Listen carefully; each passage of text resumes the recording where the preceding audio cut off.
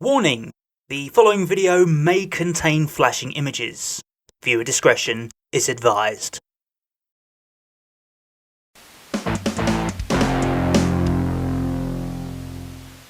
Ahoy hoy there folks, and welcome back to Put It to TSET, and yeah, we're back with some more All Elite Wrestling Unrivaled Collection Series 2!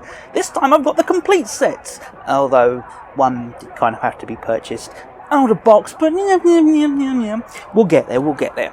So, yes, we've got a nice selection of some of the All Elite stars here, ranging from the Hangman, Adam Page, MJF, we got the Lucha Brothers, Fenix and Pentagon Jr., the legend that is formerly known as Goldust, Dustin Rhodes, and of course, the man, the myth, the legend that is John Moxley. So, yeah, if you haven't seen the first look at the first series, well, I don't know, do you want to go back and see that? We had Kenny Omega, Cody Rhodes, the Bucks, Jericho. It's available.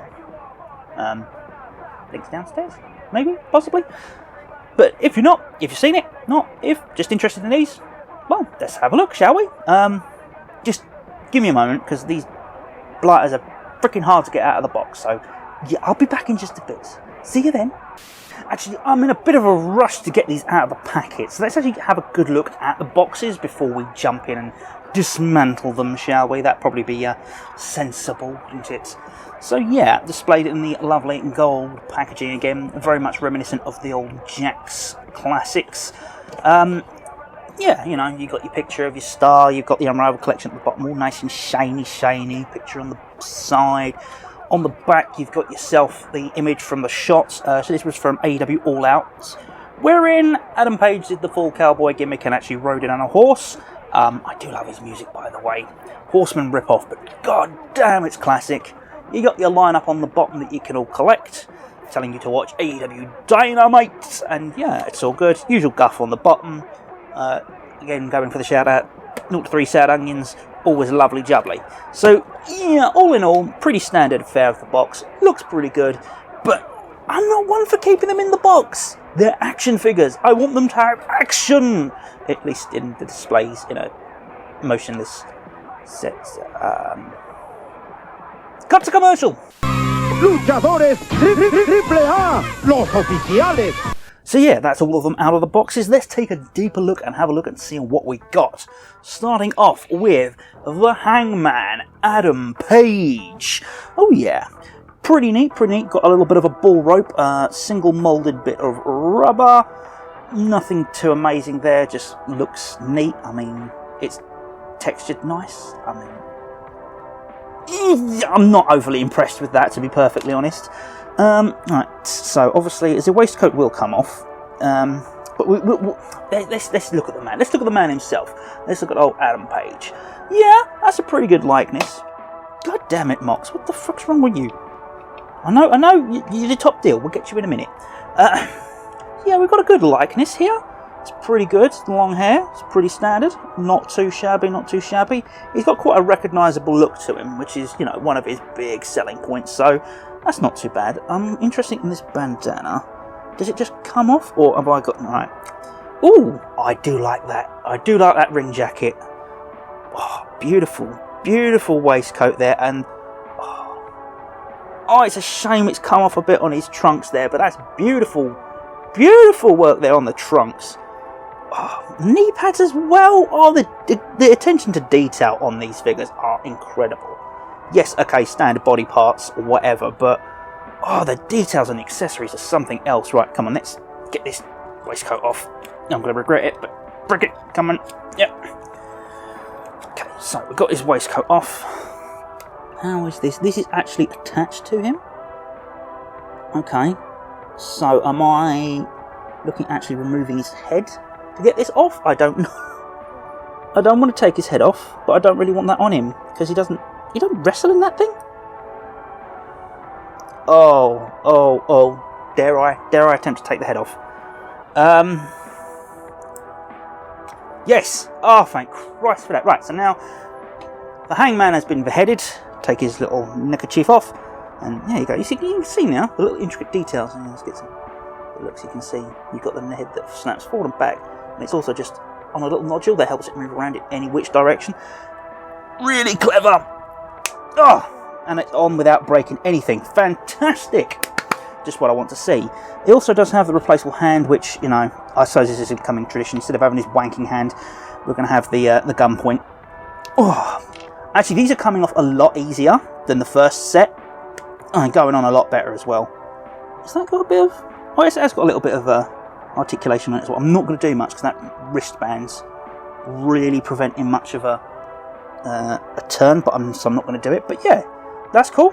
We've got ourselves Hangman, Adam Page, looking good, really detailed, and not too bad accessory-wise. Got a few bits and pieces. Alright, now let's have a look at a future world champion, MJF, Maxwell Jacob Friedman. This guy just kind of exploded onto the scene, and yeah, he's been making waves left, right and centre. So, let's take that off, because it's going to fall off if I do nothing with it. Facial wise, how does the dude look in comparison to everyone else? He's not too bad. He's got a bit of a generic look to him. To him, in fact. The hair's... do I like the hair?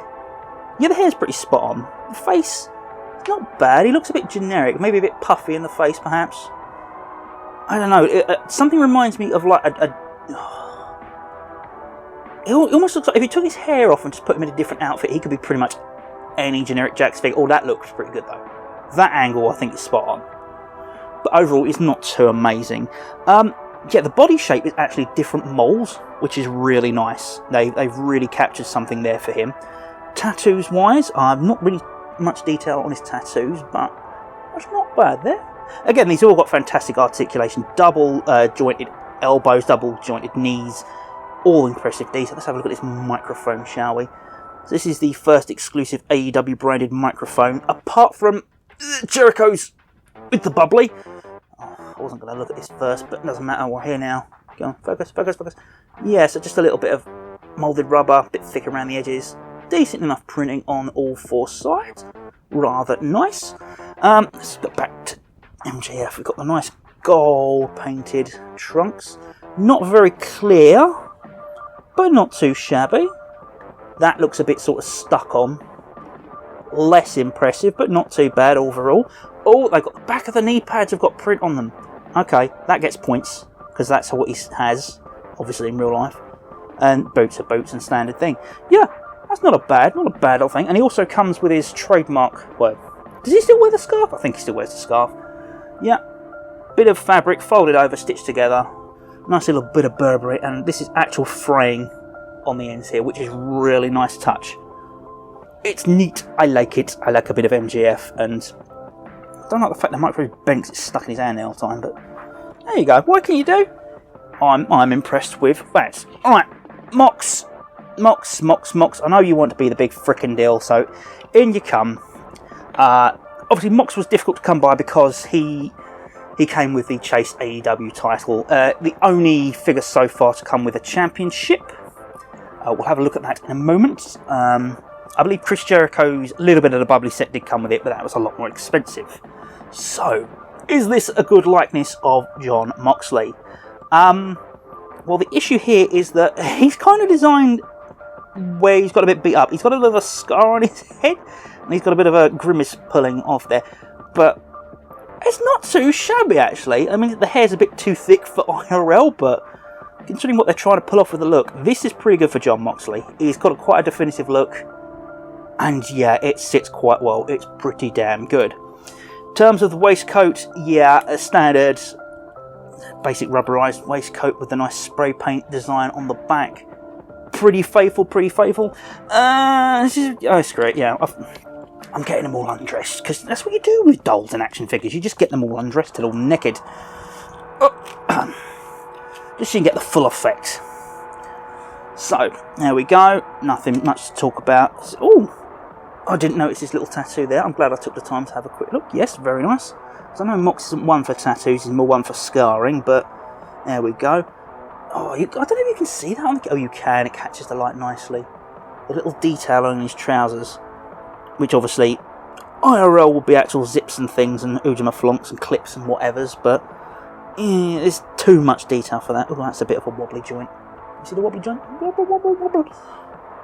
But yeah, no, I mean, I think this is basically the Jericho mould for the legs, but yeah, it's the same boots. I don't know if it's the same boots. I might have a look later. But yeah, it's essentially the same mould as Jericho, but still, overall, it's a fantastic figure, and the paintwork, it's undeniable, right? The paintwork on this figure, and all the figures so far, have been incredible and impeccable. You know, they're going to use the same parts, they're going to reuse the same moulds, but it doesn't, at first glance, you're not going to notice it's the same thing, because it is so well presented. Let's have a look at the major attraction here, the AEW World Championship. I can get it without the light glaring on it. We're using the old WCW style belts here, apparently. Jack's belts use the old, I suppose, yeah. These were first seen made WCW Toy Biz, I think, were the first ones to do it this way.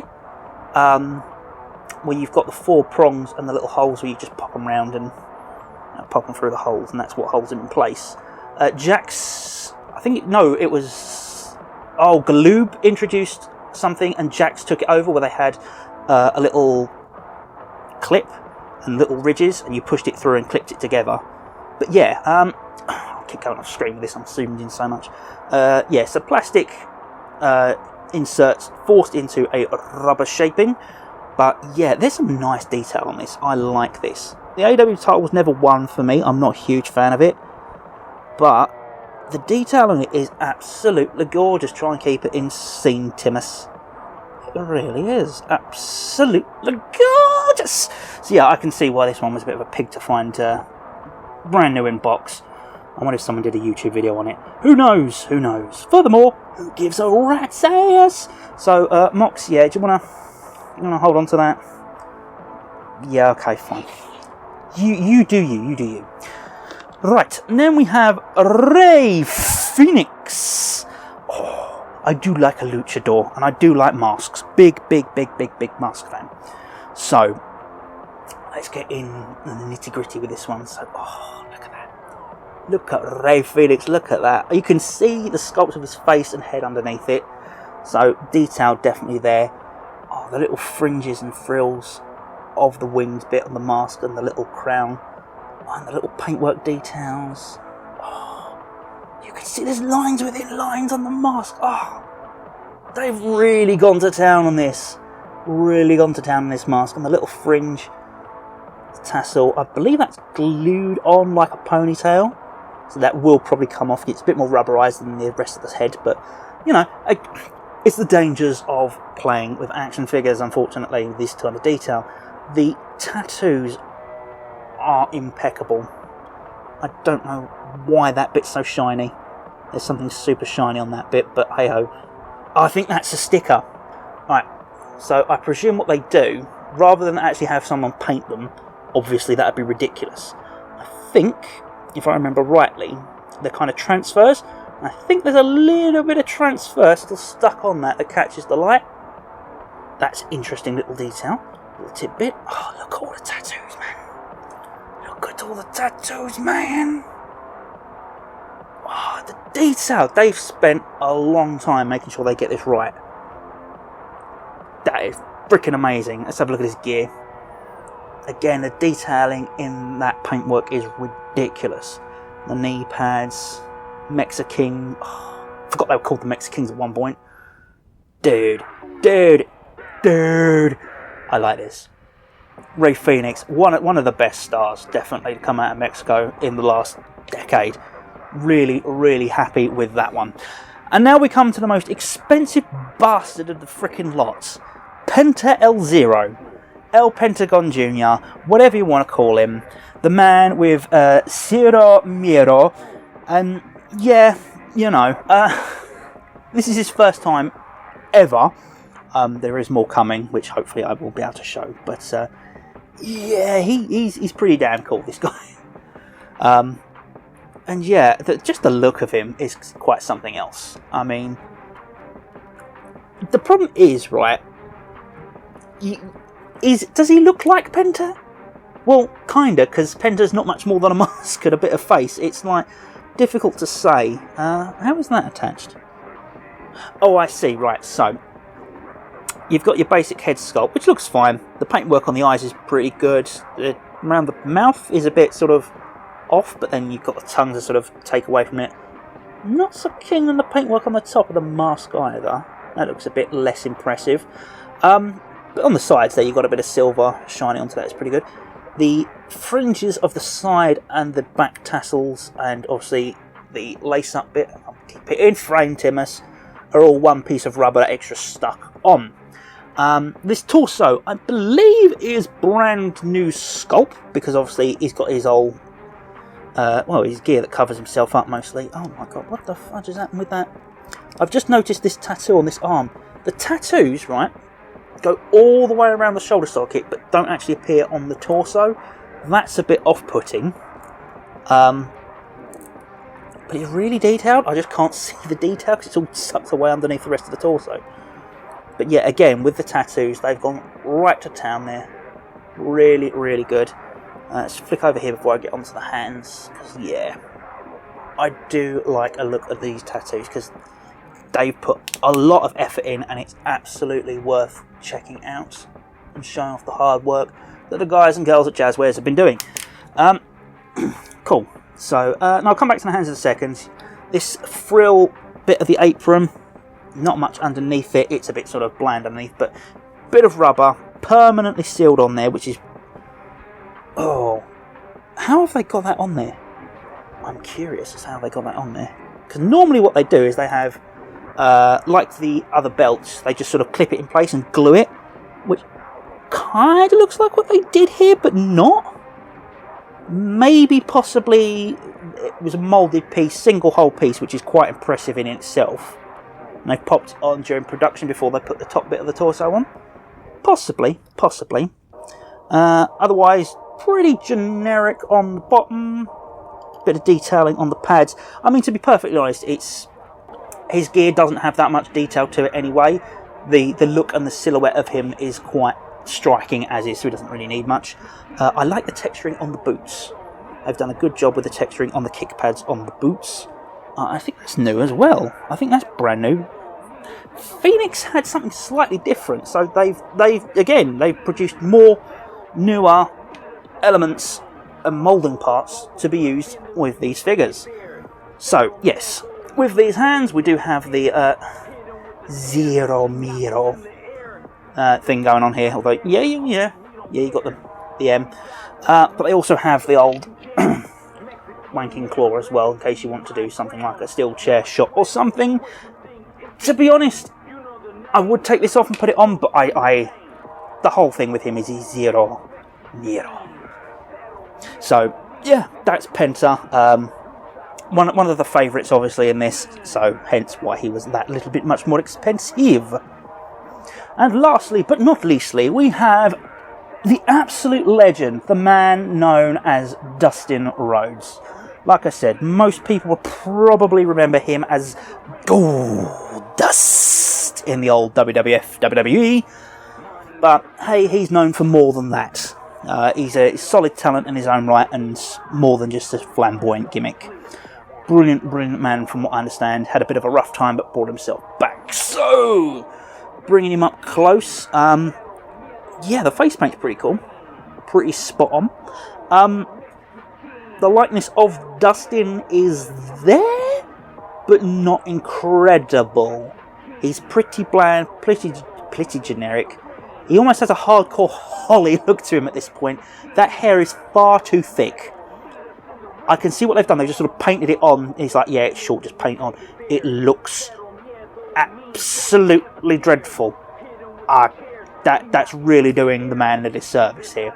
Yes, his hair is really short, and yes, it is really that bright, but on this figure, it just looks a bit daft. I do like the fact they've got his sticky out ears. They've done quite well with his sticky out ears. It's not, not too obvious, but there's enough of it there for me to go, yeah, that's... They paid attention to that and got that pretty spot on. That's pretty cool. I mean, like I said, the face paint catches up. It's not quite as much shine as other... The silver's not as much shine as you'd think it would, but then, I don't know, it depends what paint he's using on the day. The actual torso and the outfit, his ring gear, I do like the fact that he's decided he likes this full gear to sort of cover up his tummy. I'm sure the abs and the chest are not quite as pronounced in real life as they are on the figure, but you know, it is what it is. Very soft, detailed red. I would expect a brighter red, probably, because I'm sure he wears brighter. Got his natural on the back there. Is this? No, it's the same paints and the same thing. It just looks brighter on the back. I can just see it more, which is quite nice. I don't know what the difference is. The red just seems to look better on the back than it does on the front. Could be because there's more of it clumped together. Anyway, yes, tattoos, because, yeah, the man has got himself a plethora of tattoos. Nice look at the glove here, yes. Very nice. Very nice indeed. Same on the other side. We've got less tattoos, but, beautifully done. Beautifully replicated. Very nice. Again, I'm not one for wrestlers' tattoos, so how accurate they are, I have no freaking clue. The legs, slightly different.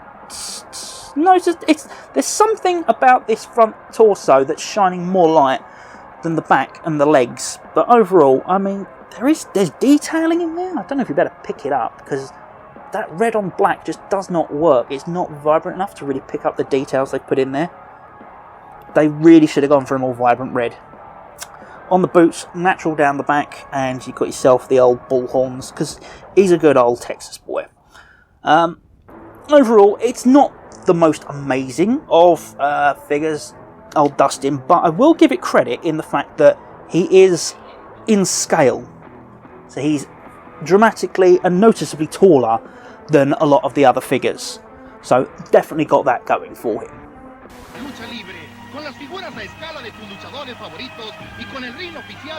So there you have it there, folks. The almost complete AEW Unrivaled Collection Series 1 and 2.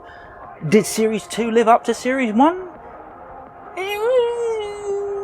Kind of. Series 1 had more accessories, more parts, more ring gear, but at the same time, they were wrestlers that had more things going on for them. I mean, the Lucha Brothers didn't really have much to bring to the table. MJF only really had the scarf at the time it was made. I mean, Hangman Page has got a lot of stuff going on for him, but that's because he had a lot of stuff onto the ring. Dustin just wears that and nothing else, so it's pretty accurate to the portrayal of the wrestlers, so I can't really fault it for only having a few little accessories and entrance gear. They did provide the AEW World Championship, which I have conveniently placed in the current AEW World Champion.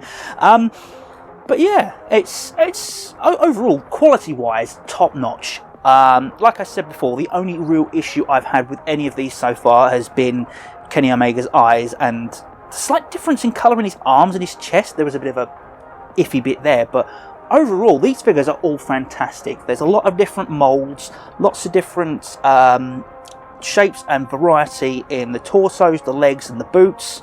The paintwork is impeccable, and the tattoos are just absolutely on point. I really cannot praise these enough. Jazwares have done an amazing job, and I've started something now, and I'm going to have to buy more. Oh God, why did I start? Why did I start?